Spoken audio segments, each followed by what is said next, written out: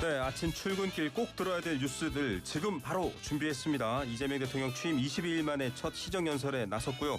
추경 편성에서 등장했던 말은 위기 앞에 실용으로 답하는 정부, 오직 실용 정신에 입각해서 국민의 삶을 살핀다.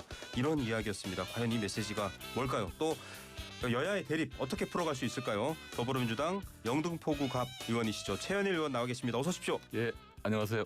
네, 어제 시정연설 현장에 계셨잖아요. 예, 그렇죠. 저희는 뭐 보도화면으로 보고 전해드리니까 네. 좀 실제 보셨던 분위기 어떠셨는지요? 많은 의원님들이 저희 민주당 의원들 가슴이 뭉클했고요. 네. 지난 이제 12월 3일 이제 불법 계엄 때 그 이재명 당시 당 대표께서 본회의장을 지키면서 불법 계엄을 막아냈잖아요. 네. 그때 망감이 교차했고요. 이제 그 대통령께서 이제 입장할 때는 가운데로 이게 입장하시면서 의원님들 한 분 한 분 악수를 하고, 네. 그리고 시정연설 마치고 나서 퇴장할 때는 또 이게 국민의힘 네. 의석적으로 해서 나가면서 맞아요. 일일이 악수하고 몇몇 분들은 기획말로도 나오면서 네. 여러 하면서 야 이제 정치가 복원되겠구나. 이제 소통과 협치가 본격적으로 이제 시작됐다라는 생각이 들었습니다. 그런 마음을 가졌는데 과연 지금 현 야당인 다수 야당인 국민의힘에서는 그렇지 않은 것 아닌가. 왜냐하면은 윤석열 전 대통령의 첫 시정연설 때 민주당 의원분들은 박수를 쳐줬는데 일어서긴 했지만 박수는 안 쳤다. 분위기가 좀 냉랭했다 이런 분위기거든요. 옆에서 보셨잖아요. 아마 근데 불법 계엄 내란으로 이제 아주 초유의 사태로 정권이 교체가 됐고 한 달도 안 됐잖아요. 네. 이게 본인들도 상당히 이제 좀 자괴감이 있을 겁니다. 예. 그래서 어제 보면 이제 일어서 가지고 이제 그 부분에 대해서는 이제 했는데 네. 박수까지 안 쳤다는 거는 국민의힘의 내부적인 네. 하나 딜레마를 좀 보여준 걸 좀 봅니다. 아, 당내 상황을 보여준 거다. 네. 그렇게 말씀해 주시네요. 이러지도 못하고 저러지도 못하는. 예, 권성동 의원과 네. 이재명 대통령 대학 선후배 사이고 사법고시도 같이 준비하고 이런 인연이 있다 많이 알려져 있잖아요. 어제 사진에 찍힌 분위기는요. 환하게 웃으면서 팔도 툭툭 치고 대화하고 오갔는데 메시지는 김민석 후보자 철회였었어요. 그거는 준비된 멘트라고 보고요. 당연히 네. 전 원내대표고 어쩌면 윤석열 전 어떤 몰락한 정부의 핵심 인사였잖아요. 네. 당연히 대통령하고 악수를 하게 되면 어떤 말을 해야 될지를 생각했을 거고 네.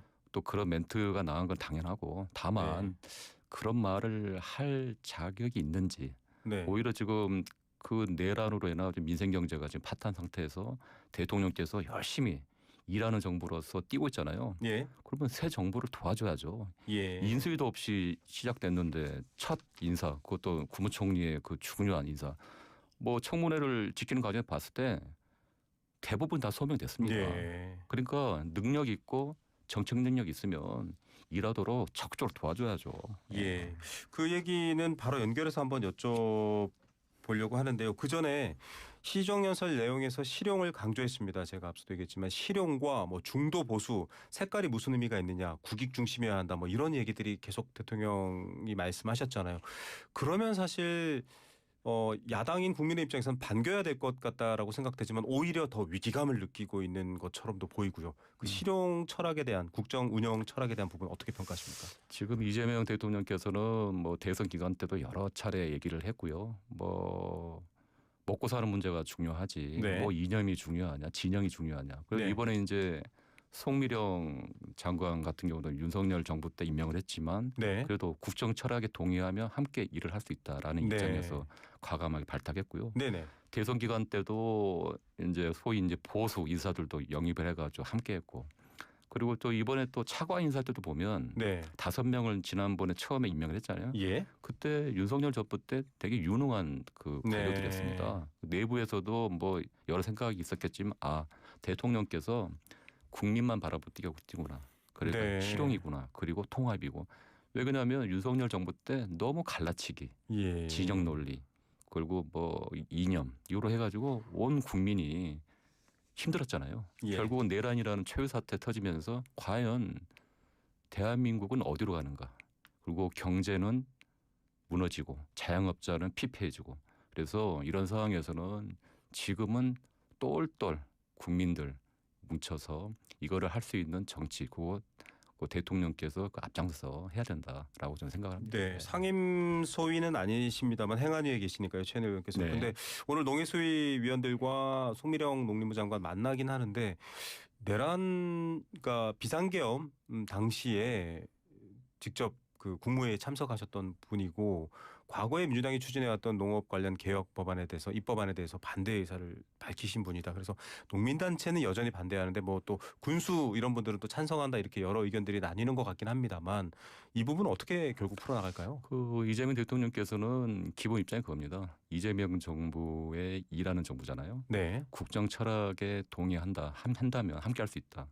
저는 세 가지로 봐요. 네. 내란을 극복하고 민생을 회복하고 국민을 통합하는 이 세 가지 가치를 동의를 하고 그리고 또 하나가 이제 일을 잘하는 일을 잘하는. 능력까지 네. 있으면 된다. 송미령 장관 같은 경우는 이제 대통령이 되시고 나서 어수선한 상황에서 국무회의를 여러 차례 했잖아요. 네네. 토론하고 논의하는 과정에서 그래도 송미령 장관은 부처의 입장을 정확하게 얘기를 하고 네. 진솔하게 토의하고 그런 과정에서 대통령께서 눈여겨 보신 것 같더라고요. 예. 그러면서 이 통합정부, 실용정부 가치에 맞겠구나 해가지고 발탁하신 거 아닌가 생각됩니다. 예, 결과에 대해서 더 무거운 상황을 결국은 짊어진 것 같다 이렇게 국민들은 느낄 것 같고요. 자, 당내 상황도 보겠습니다. 당대표 선거를 앞두고 있는데 워낙에 민주당이 배출한 이재명 대통령이 집권하고 있는 정부에서 또 의석수 과반을 넘는 의석수를 차지한 야당에서 굉장히 관심이 높습니다. 이 대통령이 시정연설 들어와서 누구랑 먼저 악수하냐 이런 것들도 관심사였는데 결국은 정청래 의원, 박찬대 의원님 두 분이 출마 의사를 밝혔는데 세 분이 같이 악수를 했어요. 네. 근데 거기서 좀 변화나 차이, 미묘함을 느끼시는 게 있으신가요? 아마 저는 뭐 앞에 있어가지고 뒤에서 이제 어떻게 했는지는 안 보였지만 나중에 네. 언론에 봐서 두 분이 했다는 거 봤고요. 네네. 그 전에 전날 이제 의원총회 때도 네. 두 분이 손을 잡고 들어오셨어요. 네. 신랑 신부 입장하듯이 네네. 상당히 화기애애하게 왔고 이번 이제 전당대회가 8월 2일 날 있지만 상당히 축제 분위기로 갈 네. 것이다 생각하고 두 분 다 한 분은 그 뭡니까 그 탄핵 소추 위원장이었고요. 한 분은 제1야당의 대표였습니다. 그 당시에 예. 뭐 내란 당시. 그래서 네. 두 분이 아니었더라면 그 이번 정권 교체에 가장 중요한 역할을 했고요. 예. 그래서 어느 누가 되시더라도 우리 집권 여당의 대표로서는 손색이 없다라고 아마 우리 대부분 당원들이나 국민들 생각하지 않을까 생각합니다. 지금 사실은 대통령께서도 실용과 여야 협치 이런 것들을 강조하고 계시잖아요. 그런 역할도 당대표로서 중요할 텐데 두 분은 사실 비상계엄과 그 국면에서는 굉장히 앞서 싸웠던 제일 가장 앞장서서 싸웠던 분들이셔서 이 국민의힘과 소통하고 합의를 이끌어내고 이런 부분들에 대한 또 관심도 높습니다. 그 부분 어떻게 보세요? 그 두 분 다 3선 4선에 아주 관력 있는 정치인들이기 때문에요. 싸울 땐 싸우지만 또 대화하고 협치할 때는 합니다. 그래서 그 당시에는 이제 네. 야당이었고 네. 그 당시 이제 윤석열 정부가 야당과의 대화 소통이 전혀 네. 없었잖아요. 불통이었잖아요. 그런 상황에서 싸울 수밖에 없죠. 왜? 국민을 위해서. 근데 지금은 이재명 대통령께서 네. 통합하고 실용하겠다는 일하는 정부니까 네. 당연히 야당과 알겠습니다. 대화하고 많이 경청하고 해야겠죠. 여기서 그러면 어려운 질문을 네. 드릴 수밖에 없는데요. 네. 두 분 중에 누가 그러면 더 잘할 수 있습니까? 두 분 다 잘하실 겁니다. 이렇게 나빠실 줄 알았습니다만. 네, 알겠습니다. 자, 그리고 이런 풀어나가야 숙제가 많은 첫 숙제부터가 바로 지금 어려운 게 상임위원장 문제인데 네. 관례대로 좀 야당의 법사위 달라 계속 요구하고 있고 뭐 민주당 입장에서는 개혁 입법 처리 때문에 그럴 수 없다 이런 입장이 팽팽하다 이미 알려진 상황이지 않습니까? 지금 이제 6월 임시국회 본회의가 곧 열리고 뭐 여러 가지 현안들이 처리될 거다라고 하는데 먼저 그 얘기부터 해보겠습니다. 상임위는 그냥 원안대로 민주당 의견대로 가는 건가요? 그 이미 상임위는 1년 전에 네. 이게 상반기하고 하반기에 결정이 되거든요. 네네. 원내대표가 그 당시에 이미 이제 상임위 배분은 끝났고요. 그래서 그런 부분에서 논의한다는 거는 그건 뭐 불필요합니다. 불필요하다. 하고 네. 그리고 이제 법사위원장에 대해서 계속 얘기를 하는데 그 부분도 똑같이 상반기 이미 결정된 문제이기 때문에 끝났고요. 네. 그리고 이제 무엇보다 중요한 거는 윤석열 정부 때 우리 민생 법안이나 여러 가지 개혁 어떤 법안들이 있었는데 네. 우리 국회에서 이제 통과를 하면 그 대통령 제2요구권 윤석열 행사요? 대통령이 네. 계속 거부권을 행사했잖아요. 그러면서 모든 게 멈추고 민생은 힘들어지고 결국은 내란까지 네. 일어나는 상황이 됐잖아요. 그래서 만약에 이제 법사위원장까지 만약에 국민의힘이 차지한다. 그러면 여러 가지 또 이제 네. 새로운 정부의 발목 잡기라는 우려가 있다. 그게 국민들의 시각인 것 같습니다. 예, 발목 잡기 우려 예, 때문에 예. 여러 가지 안대로 일단은 고민보다는 원래 안대로 가겠다 이런 의견으로 보이시고요. 이춘석 법사위원장 또 한병도 예결위원장 김교욱 문체위원장 이미 내정이 됐습니다. 이분들은 아무리 또 민주당 소속이지만은 앞서 말씀하신 야당과의 소통, 설득 이런 부분에 있어서 역할을 좀 하실 분들이에요. 특히 법사위원장 같은 경우는 국민들이 모르시는 분들도 있으니까요. 이춘석 이제 법사위원장 내정자는 그 당시 박근혜 그때 그 전 대통령 탄핵할 때 탄핵 소추 네네. 위원장이었습니다. 네네. 지금의 이제 정청래 이제 법사위원장 역할을 네네. 했었죠. 그리고 이제 전북 익산의 아마 사선 의원이실 거예요. 예. 그리고 전북 익산 네. 유능한 이제 저 법조인 출신이고 상당히 계획적인 분이십니다. 예. 예. 자, 탄핵 소추 과거에도 또 맡았던 얘기도 하셨고요. 김민석 총리 후보자 인사청문회 인사청문 위원이셨잖아요. 네. 전 의원님. 이제 사실상 파행으로 끝났다. 또 CBS 보도의 제목은 해명은 있었지만 증빙은 없었다. 이런 여러 얘기들이 나오거든요. 네. 자료 제출은 뭐 제출하겠다라고 했는데 제출이 안 된 부분들도 있지만 또 꼬투리 잡을 수 있기 때문에 제출하지 않는다. 이건 저희가 많이 보도가 돼서 알고 있는 맥락인데 시원하게 끝나진 않았다. 이런 평입니다. 어떻게 보세요? 그 뭐 국민의힘의 시각이고요. 네.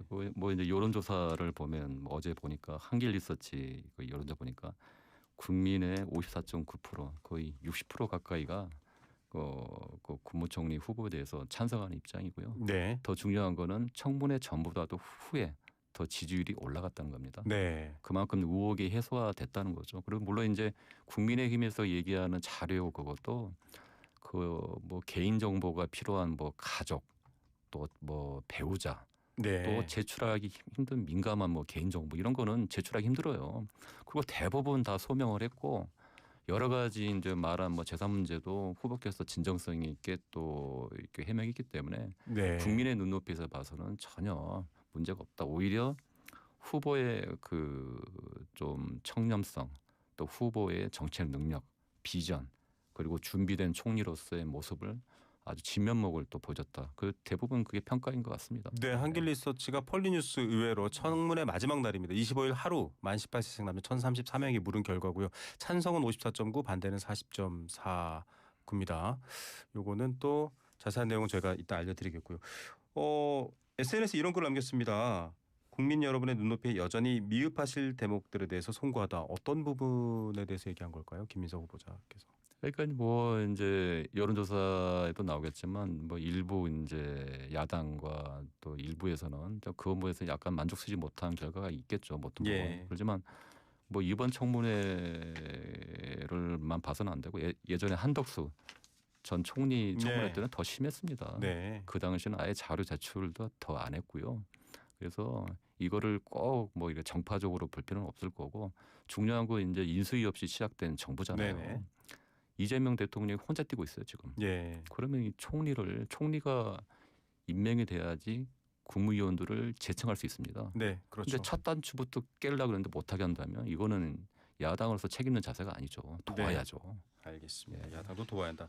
이 청문회 과정에서 오히려 또 도드라진 분이 바로 국민의힘 주진우 의원입니다. 민주당에서 법적 조치도 얘기가 나오고 있고 여러 가지 상황인데 이 배경 잘 모르시는 분들도 있습니다.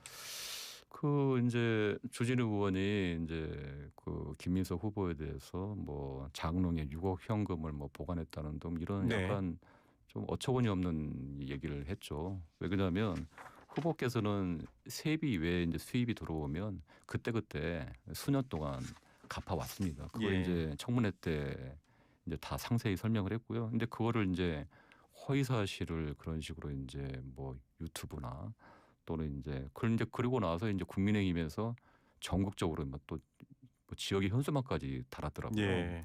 그런 거는 상당히 심각하다고 봅니다. 그래서 당 차원에서도 공식 사과를 요구했고 또 법적 조치까지도 검토한다고 입장을 밝혔습니다. 그래서 예. 이런 부분은 절대 아까 얘기했지만 인사청문회라는 거는 공직 후보자의 정책 능력과 전문성을 검증하는 겁니다. 예. 신상탈기가 아니죠. 그리고 지금 같은 경우는 아주 국가 경제의 위기 상당히 어려운 상황이잖아요. 예. 이 상황에서는 과감하게 야당으로서도 통 크게 밀어줄 건 밀어줘야죠. 예. 그런데 흠집을 잡고 네거티브 또 마냐산 사냥식으로 한다는 거는 아직도 그 뭐 저희 당에서도 입장 밝혔지만 대선 불복 그런 네. 심리가 아직도 깔리는 거 아니냐. 아, 지금 예. 나오는 건 대선 불복의 심리가 배경에 깔려 예. 있어서 네. 이러는 것 아닌가라고. 주진우 의원의 병역 면제 의혹도 제기하셨잖아요. 그거는 뭐 이제 제가 한 건 아니고요. 아마 이제 우리 당에서 일부 위원이 이제 네네. 문제 제기했고 아마 또 이제 네티즌 사이에서도 그 얘기 나온 것 같습니다. 예, 박선원 의원 등이 얘기를 하셨는데 예, 예. 예, 뭐 이렇게 좀 또 국민들이 좋아하지는 않으십니다만 정치 공방으로 가는 것 아니냐라는 우려가 있는데 의원님께서는 뭐 여러 다른 채널 라디오에서 나오셔서도 결국 김민석 총리 후보자 분열 정치를 끝낼 적합할 정치인이다라고 했는데 야당과의 상황도 그렇고 또 야당뿐만 아니라 지금 국민 전체의 의견도 분열돼 있는 양상이 있지 않습니까? 어떻게 끝낼 수 있을까? 이분은 어떤 장점이 이걸 돌파해낼 수 있을까요? 김민석 후보의 이제 인사청문회를 준비하면서 저도 많은 자료를 보고 네. 책도 읽었는데 아 준비된 총리고 상당히 능력이 출중하다. 그리고 우리가 이제 김민석 후보에 대해서 몰랐던 측면, 근데 젊은 시절 학생운동을 해가지고 민주화운동하다가 옥고를 치렀고 그 이후로 아까 뭐 제가 이제 청문회 때 얘기를 했지만 어머님 얘기가 나오잖아요. 네. 어머님 같은 건 평범한 이제 어머님이었는데 아들이 옥고를 치르면서 민주화 운동에 투신합니다. 네. 뭐 민가협을 만들고 박종철 또 기념사표를 만들고 평생 동안 지금 95세 노모인데 제가 질문을 할 때 상당히 뭉클해 하시더라고요. 예. 저도 마음이 좀 아팠는데 그러고 나서 이제 김민석 후보께서 지금까지 네. 또 이렇게 정치를 해오면서 또 중간에 또 상당히 어려운 시기가 18년 동안 있었잖아요. 네. 그런 버티는 힘이 본인의 어떤 공공에 대한 어떤 봉사 그리고 사익을 추구하지 않고 또 어떤 정의에 대한 신념, 학생운동했고 정치를 했고 알겠습니다. 지금까지 한 게 드러난 게 아닌가. 그래서 상당히 그런 면에서 국민들이 좀 제대로 평가를 이번 기회에 한 거라고 저는 생각합니다. 예. 자, 그럼에도 불구하고 단독 표결로 결정되지 않느냐라는 이제 전망들이 나오고 있습니다. 그럴 경우에는 또 대통령실에서도 늘 얘기하고 있는 협치라든지 여야 간의 합의 이런 부분은 결국은 못 지키게 되는 건 뭐 누구 탓이냐라는 문제 이전에 일단 결과론적으로는 그렇게 민주당 단독의 어떤 표결 인준이 돼버리는 상황이 될 수 있잖아요. 지금도 아마 여야 간에 이제 협의는 계속 하고 있고요. 가장 중요한 거는 이제 국민의 눈높이 같아요. 네. 협치도 국민의 눈높이. 국민들이 뭘 원하느냐. 네.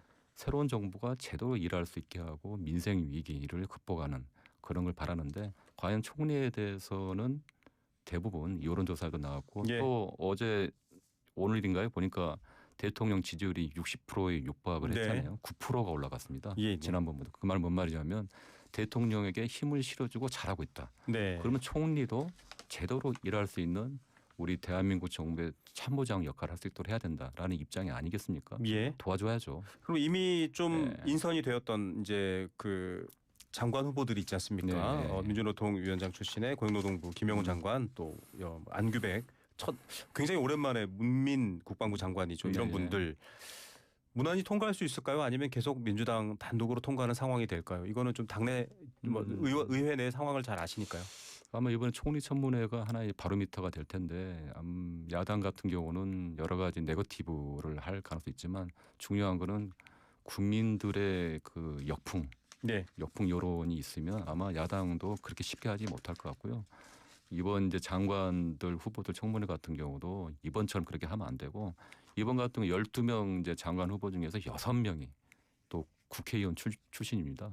그 뭔 말이냐면 대통령께서 직접 야당의 당대표로 계시면서 같이 호흡을 맞췄고 본인의 네. 국정 철학을 제대로 알고 또 국회에 또 협조가 필요하잖아요. 그런 측면에서 했다고 보고 아까 이제 뭐 노동자 출신, 민간인 출신, 기업인 출신, 뭐 민간인 출신 국방부 장관 네네네. 했다는데 그 의미는 그쪽에 있는 분야 네. 또 그쪽에 있는 경험을 잘하고 있는 사람을 쓰겠다. 그러니까 적재적소, 실용, 인사의 결정판이라 좀 봅니다. 네. 실용 얘기 끝으로 짧게 한마디만 여쭤보면 성남시장, 경기도지사 그리고 이제 대통령, 당대표 대통령까지 갔잖아요. 뭐 의원님도 영등포 구청장 하시고요. 실용이라는 게 사실 굉장히 더 국민들 쪽, 그러니까 정치인 쪽이 아니라 정책 쪽이 아니라 국민들 쪽인데 야당을 설득하는 데 있어서는 지금 좀 막혀 있기도 하고요. 해법 짧게 한마디 정해 주십시오.